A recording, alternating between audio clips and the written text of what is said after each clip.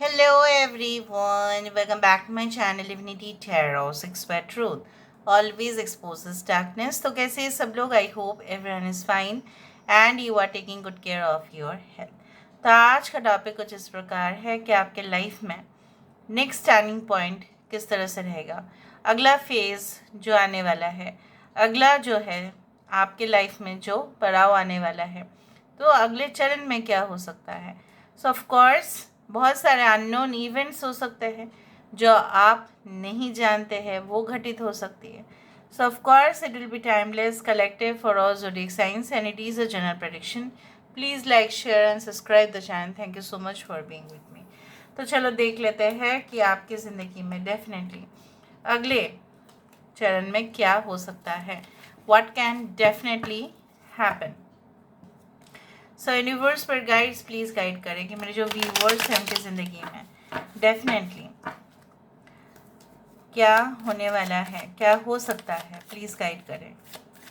Thank you universe, thank you spirits and thank you guides. Please guide करें कि मेरे जो व्यूवर्स हैं उनकी ज़िंदगी में डेफिनेटली अगले फेज में क्या होने वाला है। So first we do have the emperor card, royalty, अलीशान यहाँ पे दिखाई देता है। ठीक है, मैं धीरे धीरे एक्सप्लेन करती हूँ। We do have the queen of swords energy, यहाँ पे हमारे पास है एट ऑफ कप्स एनर्जी, यहाँ पे हमारे पास है सेवन ऑफ वैंड्स एनर्जी, यहाँ पे हमारे पास है S of cups energy. Okay,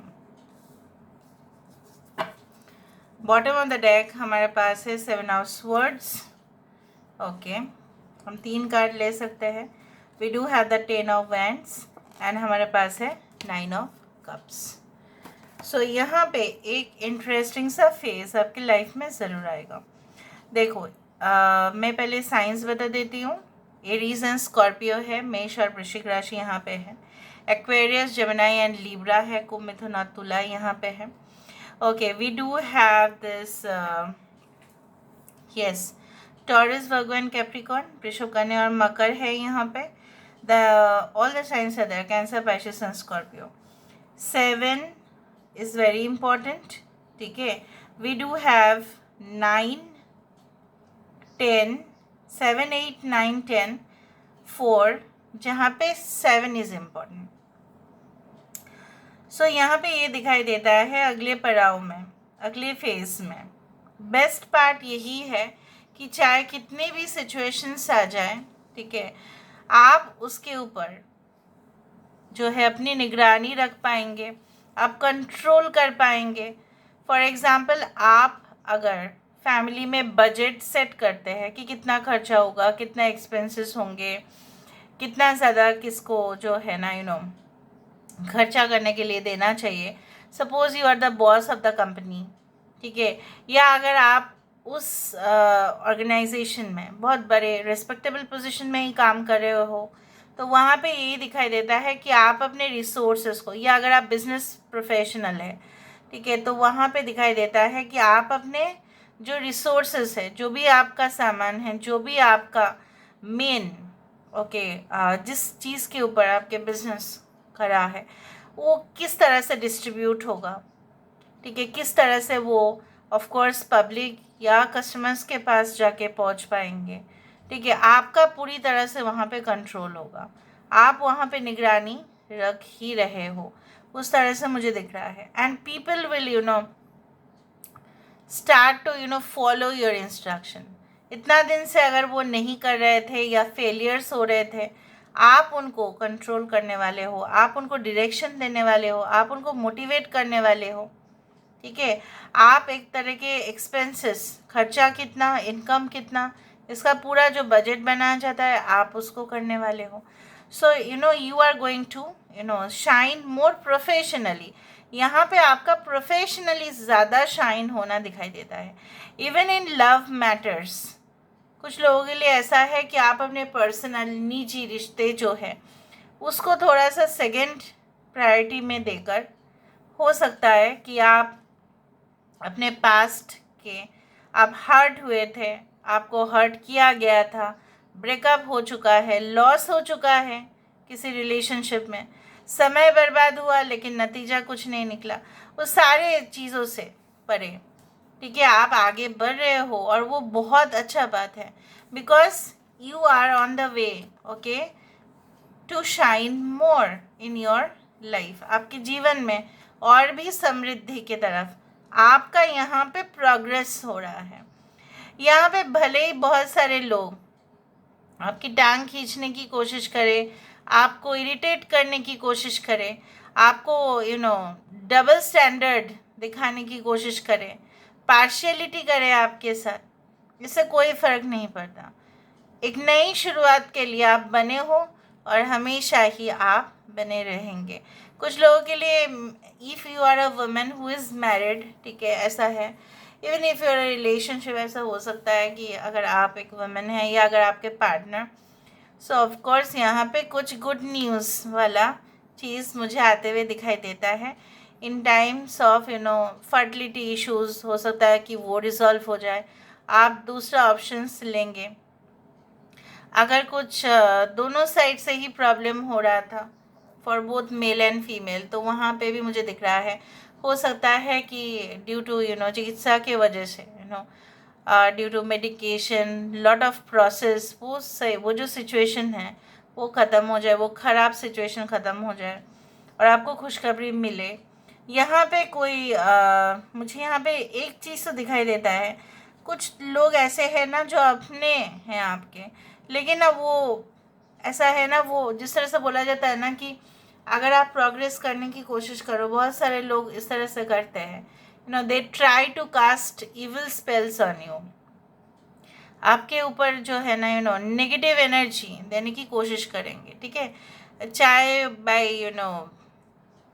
indirect methods हो या डायरेक्ट मेथड्स, जो आप समझते हैं, चाहे वो ब्लैक मैजिक के द्वारा हो या इविल प्रैक्टिसेस के द्वारा हो या किसी को भड़काने का हो, प्रोवोक करने का हो, अपने में ही एक ग्रुप बना लेने का हो, नेपोटिज्म क्रिएट करने का हो, वो तो ज़रूर होगा।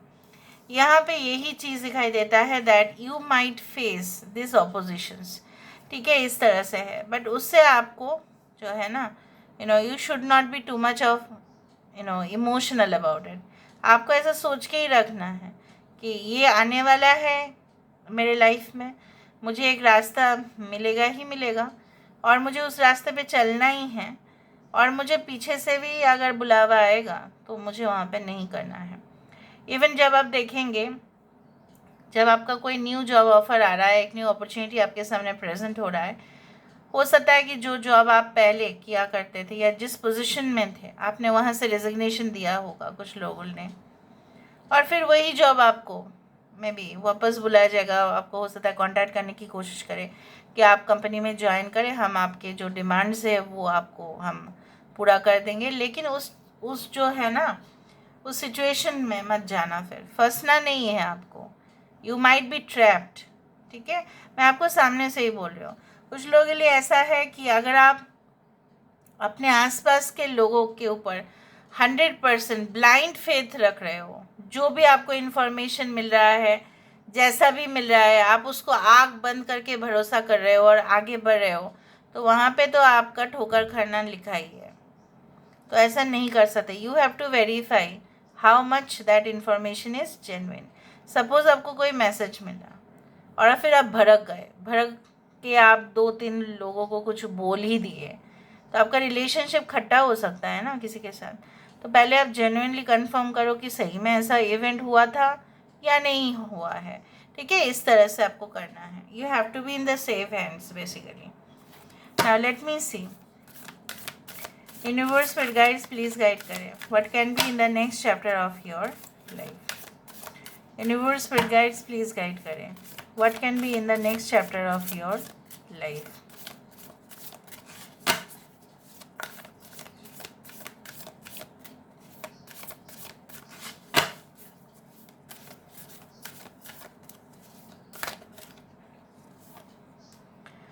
We do have the कर्म, देखो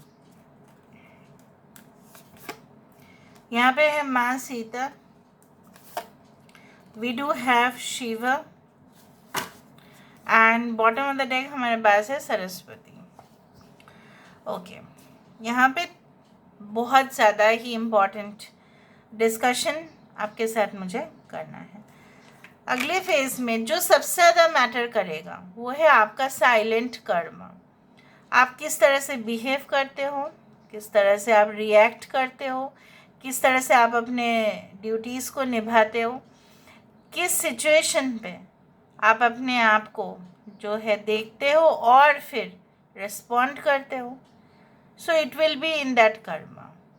नाउ आपके कर्म से ही, आपके प्रायर कर्म से ही आपको रिजल्ट मिलेगा और आपका प्रेजेंट सिचुएशन के कर्म से ही आपको मिलेगा। लेकिन कर्म means action, it is not about only thinking. सिर्फ सोचने का नहीं, आपको करके दिखाना है। यहाँ पे माना जाता है कि यहाँ पे सीता मैया, जब उनके साथ ऐसा हुआ कि जब सब लोग उनको इतना ज़्यादा वेरीफाई करने का, वैलिडेशन देने की कोशिश कर रहे थे, तो वो थक गई, वो थक चुकी थी। उन्होंने ऐसा कहा कि मुझे अपना पवित्रता, मुझे अपना जो है I don't need to prove, मैं पवित्र हूँ और वही सत्य है। लेकिन बहुत सारे लोग जो जानते ही है इविल मेंटालिटी, वो लोग क्वेश्चन कर रहे थे। तो उन्होंने फिर क्या किया, उन्होंने ऐसा कहा कि मैं जहाँ से आई हूँ वहाँ पे मैं चली जाऊँगी, मतलब भूमि में, राइट। तो यहाँ पे इस तरह से है कि दैट आने वाले समय में अगर आपको कुछ प्रूफ देना पड़े, डोंट ट्राई टू इलेबोरेट। बहुत ज़्यादा एक्सप्लेनेशन आपको देने की ज़रूरत नहीं है। Everything will be in your कर्म। जो आपने किया है उसके फल अनुसार आपको मिलेगा ही। तो आपको क्यों प्रूफ करना है that you are the best? वो अगर आप बेस्ट है तो वो प्रूव्ड हो रहा है वहाँ पे, ठीक है। यहाँ पे शिव जी है, बट यहाँ पे नटराज के फॉर्म में है, ठीक है। और नटराज जो फॉर्म है, ये जो एक फॉर्म है, इट्स लाइक अल्ट्रा डायमेंशनल। और यहाँ पे माना जाता है कि शिव जी का ये कॉस्मिक डांस है। जब वो बहुत ज़्यादा नाराज़ हो चुके थे, बहुत सारे लोग दो तरीके से देखते हैं कि एक नृत्य जिसका कोई भी मतलब कंपैरिजन नहीं होता है, पर दूसरा तरीके से देखा जब सती माँ, उनके मतलब विष्णु जी का चक्र, उनको जो भी है पार्ट्स में टुकड़े टुकड़े हो गए, फिर वो पृथ्वी में चले गए, तो यहाँ पे वो बहुत ज़्यादा गुस्सा हो गए। आई डू थिंक सो गुस्सा होने के बाद ही शायद वो हुआ। एनीवे, तो उन्होंने वो कॉस्मिक डांस किया। बोला जाता है क्रिएशन एंड डिस्ट्रक्शन दोनों एक साथ हो रहा है, ठीक है। तो यहाँ पे ये माना जा रहा है कि कुछ चीज़ आपके लाइफ से बिल्कुल बिल्कुल ख़त्म हो रही है, और that means of course a new start is there. अभी ये ऑलरेडी लिखा है आपके साथ, आपके जीवन में, जो आप कुछ ही समय के बाद अनुभव करेंगे। यहाँ पे ऑफ कोर्स देखो सरस्वती जी है और कृष्ण जी भी है। यहाँ पे माना जा रहा है कि यू नो व्हाट, अगर आपको रिकॉग्निशन चाहिए, ठीक है, in the field of arts, अगर आप उस फील्ड में हैं या एनी फील्ड जहाँ पे नॉलेज की ज़रूरत पड़ती है, जहाँ पे विजडम की ज़रूरत पड़ती है, जहाँ पे इंटेलेक्चुअल एबिलिटीज़ की ज़रूरत पड़ती है, जहाँ पे ऑफ कोर्स एक पैशन की ज़रूरत पड़ती है, कहीं ना कहीं पे सीखने का एक इच्छाएं की ज़रूरत पड़ती है, उस सारे फील्ड में you will definitely do the excellent results, ठीक है। यहाँ पे माँ सरस्वती की यहाँ पे आशीर्वाद है। तो यहाँ पे कृष्णा जी के साथ कर्म एक बहुत अच्छा लाइन है कि कर्मण्यवाधिकारस्ते ना माँ फलेषु कदाचन। मतलब क्या है, you should do the karma, you don't know when it is going to come in to the fruit. आपको चिंता करने की ज़रूरत नहीं, कब आएगा रिजल्ट, कब आएगा फल, कब मिलेगा, मैंने तो अच्छे कर्म किए। You don't need to do that, आप सब करते रहो, ये एक एडवाइस है, और आप करोगे भी। यहाँ पे ना आपकी एक्शन दिखाई देती है, आप करोगे वो चीज़। ऑलराइट, सो यहाँ पे हम देख लेते हैं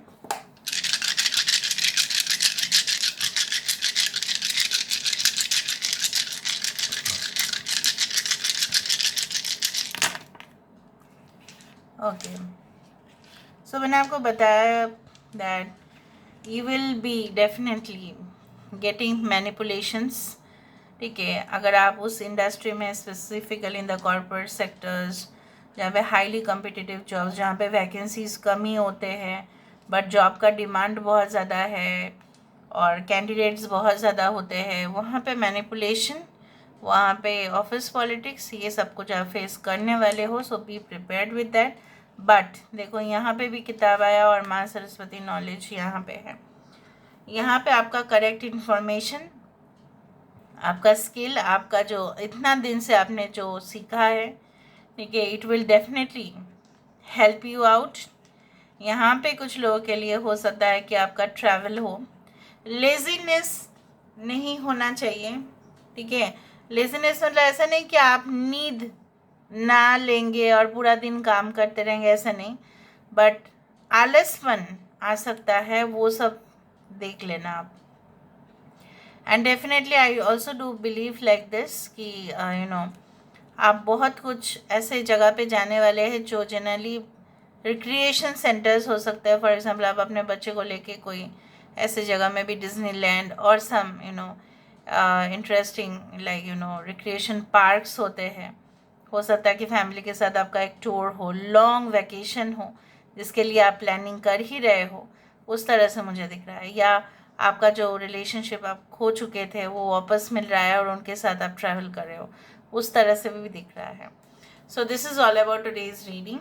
I hope you like it, and if you like, please do share and subscribe. Thank you so much for being with me. Love you a lot. Take care of yourself and bye.